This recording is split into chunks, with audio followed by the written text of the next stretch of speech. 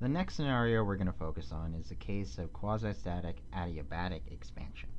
And so in contrast to case 1, which we detailed in the previous video, instead of being isothermal, we're now dealing with an adiabatic expansion.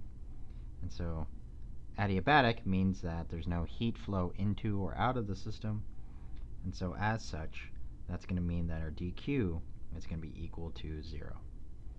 And so in the quasi-static adiabatic expansion, the process is still going very slowly, but essentially, for our gas expansion, what we have going on is that the gas is going to be expanding, so work will still be exerted by the gas, but there's not going to be any sort of heat flow going into or out of the system. All right? And so when we analyze our energy balance,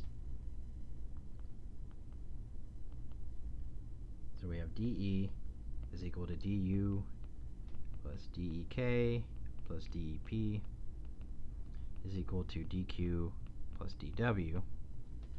We're still going to assume that changes in kinetic and potential energy are negligible, but we're also going to cross out dQ because this is adiabatic. And so what we're left with is that du is just equal to dW. All right, so that's just what the energy balance simplifies down to. From MEB2, if you remember, we know that the change in internal energy, or du, can be related to the change in temperature via this equation, right? Where N is the number of moles in the system, and CV is the heat capacity of the system. And I'm going to put a little tilde symbol on top of here to show that this heat capacity is going to be on a per mole basis. All right. All right, and we also have the derivative of temperature here. Okay. For dW, we could apply the same sort of analysis that we did in the previous video. So dW is equal to F gas dx, which we could relate to the pressure of the gas times the change in volume. And if we apply the ideal gas law, we could just plug in the ideal gas law for pressure. So we got dV over V. And so if we go back to our energy balance, for the du term, we have N, CV, constant volume heat capacity, times the derivative of temperature. And that's going to be equal to negative NR temperature dV over volume.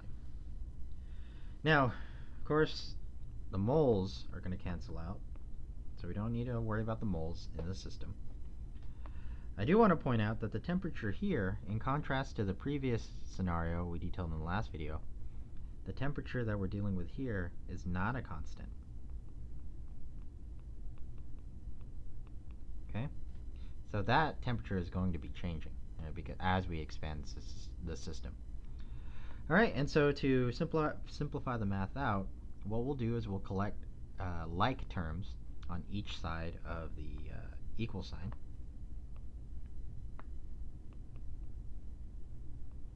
So on the left-hand side, we're going to collect up all of the temperature terms.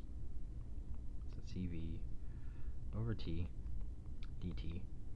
And on the right-hand side, we'll collect all the volume terms. Over V. Now, the gas constant's a constant, so I pulled it outside of the integral. CV here, though, this may or may not be a constant. You know, as you saw in MEB2, your heat capacity equation, especially when you're dealing with gases, that itself can be a function of temperature. And so for the general case, when you take the integral of all the temperature terms, the CV thing is also going to be a function of temperature. So that needs to stay inside of that integral. But to at least simplify the analysis, what I really just want to focus on is some general behaviors.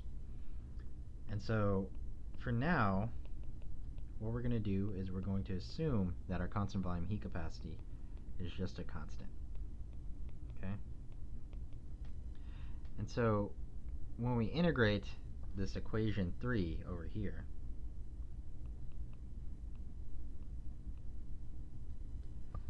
what we're going to get is CV times the natural log temperature 2 over temperature 1 is equal to the negative of the gas constant times the natural log of V2 over V1.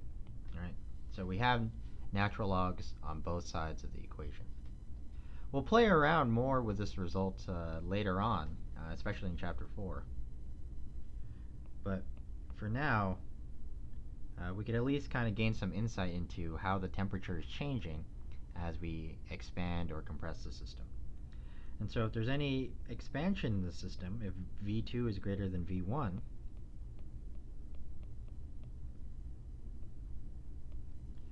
if V2 is greater than V1, then this natural log term is going to be positive. But we have this negative sign over here, right?